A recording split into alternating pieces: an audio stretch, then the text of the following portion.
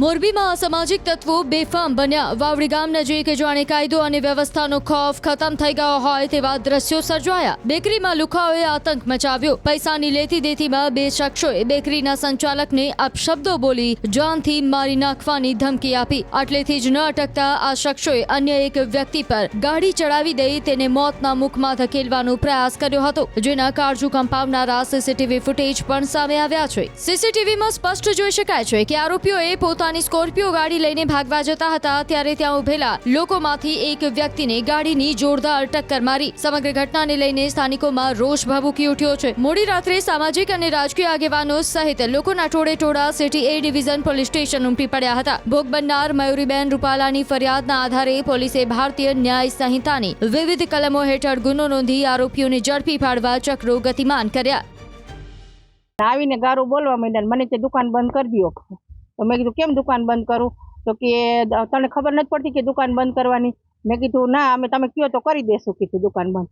પછી મારો છોકરો જીત છે ને એને કહે કે તારી આગળ હું 30,000 માગું છું. તો મેં કીધું કે અમે તો વહીવટ કરી નાખ્યો છે, તો અમારી આગળ છે ને 30,000 રૂપિયા તમે માગો છો?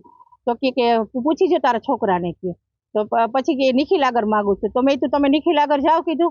તો કે નિખિલને તમે ફોન કરીને બોલાવો. કે હું નથી બોલાવવાનો. મેં કીધું અમારી પાસે તો કઈ નંબર છે નહીં, તો અમે કેવી રીતના ફોન કરીને બોલાવી? પછી એનો ભાઈ અહીંયા આવી અને એને લઈ ગયો અને પછી અહીંયાથી આમ લઈ ગયો પરાણે અને પછી ગાડીમાં બેસાડીને એક ભાગ ઓલી ગાડી હકાવીને તો પછી ગાડી ઉપર એક ભાઈ ઉપર ગાડી ચડાવી દીધી. બનાવની તો મને કઈ ખબર જ નહોતી. હું તો ઘરે હતો. મને કુળદેવી બેકરીએથી ફોન આવ્યો આવી રીતના અમે પૈસા આપી દીધેલા છતાં હોવાથી મારી પાસેથી માગે વારંવાર ધમકી દે. ત્રણ મહિના પહેલા મને બહુ માર્યો હતો હું મારા પપ્પાને મને બે.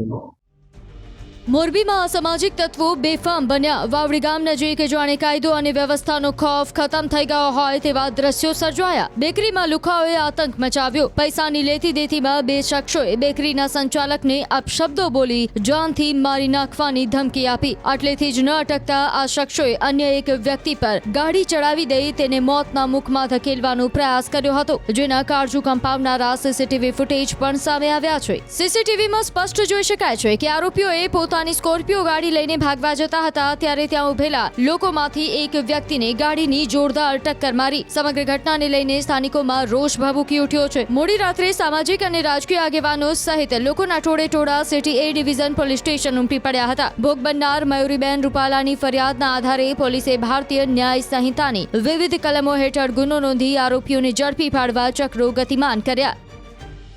આવીને ગારું બોલવા માંડ્યા. મને તે દુકાન બંધ કરી દો. તો મેં કીધું કેમ દુકાન બંધ કરું? તો કે તને ખબર નથી પડતી કે દુકાન બંધ કરવાની? મેં કીધું ના, અમે તમે કહો તો કરી દેશું કીધું દુકાન બંધ. પછી મારો છોકરો જીત છે ને એને કહે કે તારી આગળ હું 30,000 માગું છું. તો મેં કીધું કે અમે તો વહીવટ કરી નાખ્યો છે, તો અમારી આગળ છે ને 30,000 રૂપિયા તમે માગો છો? તો કે પૂછી જો તારા છોકરાને કે. તો પછી કે નિખિલ આગળ માગું છું. તો મેં કીધું તમે નિખિલ આગળ જાઓ કીધું. તો કે નિખિલને તમે ફોન કરીને બોલાવો. કે હું નથી બોલાવવાનો. મેં કીધું અમારી પાસે તો કઈ નંબર છે નહીં, તો અમે કેવી રીતના ફોન કરીને બોલાવી? પછી એનો ભાઈ અહીંયા આવી અને એને લઈ ગયો અને પછી અહીંયાથી આમ લઈ ગયો પરાણે અને પછી ગાડીમાં બેસાડીને એક ભાગ ઓલી ગાડી હકાવીને તો પછી ગાડી ઉપર એક ભાઈ ઉપર ગાડી ચડાવી દીધી.